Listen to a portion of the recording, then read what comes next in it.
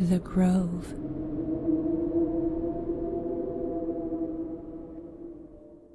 In the heart of the Rockies lies a grove of trees growing in a perfect circle. A grove that, aside from this geometric oddity, appears perfectly innocuous from the outside. If one should step foot into this grove, however, the inside will be as dark as any moonless night in those mountain woods, even on the brightest summer day.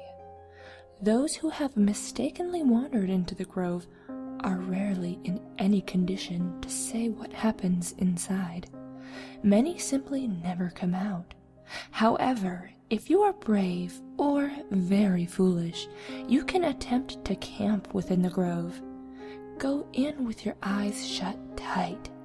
Lie down in your sleeping bag, and no matter what you hear, no matter what you feel, do not open them again. If you somehow manage to find your way to sleep before the grove takes your sanity or your life, you will awaken in the middle of the day to the light of the sun on your face in the middle of the grove. A grove that, aside from growing in a perfect circle and containing your heart's one greatest desire, is perfectly innocuous. If one should step foot outside of this grove, however, they will find the outside to be dark as any moonless night in those mountain woods.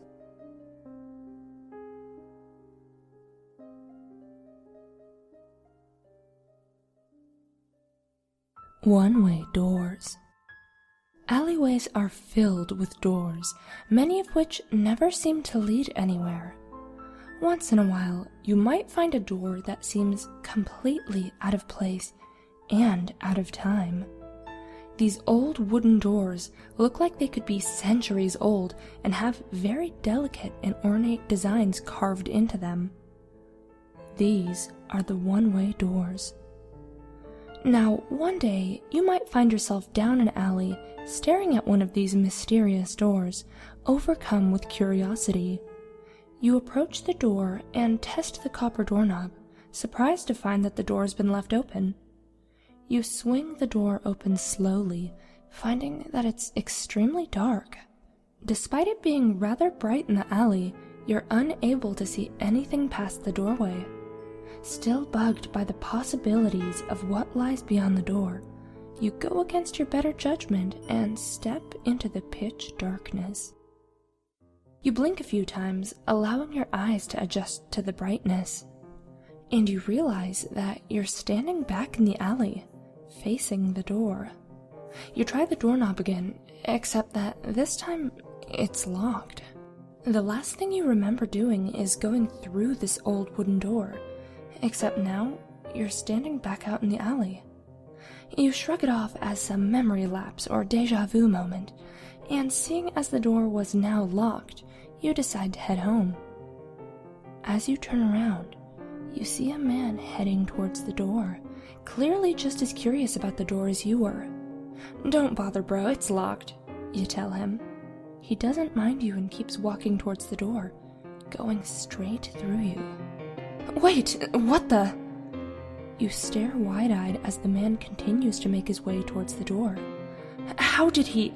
Is that guy a ghost? Unless I'm..." The man reaches for the doorknob and opens the door. He pokes his head into the darkness before fully stepping through the doorway. As the man steps into the room, his foot doesn't find any ground. He falls 30 feet down to the bottom of the pit inside the room. He dies the instant he hits the pile of dead bodies at the bottom of the pit. His body lies neatly next to yours.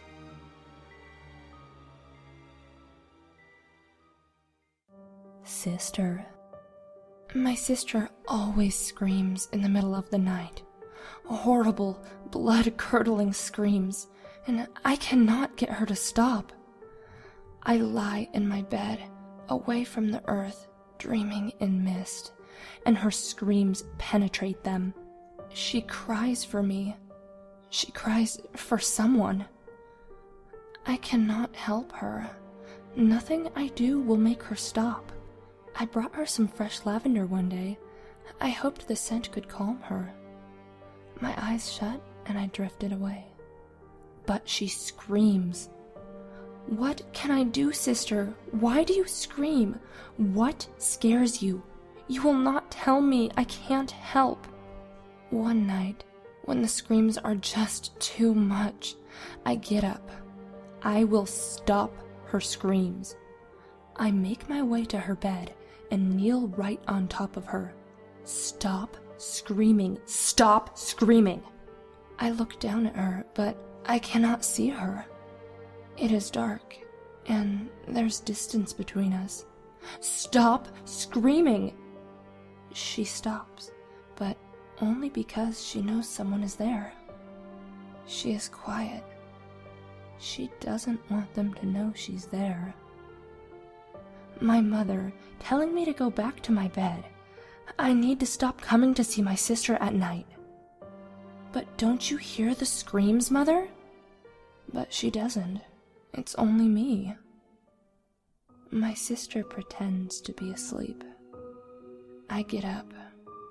I'm dirty from the ground where I knelt over my sister's grave.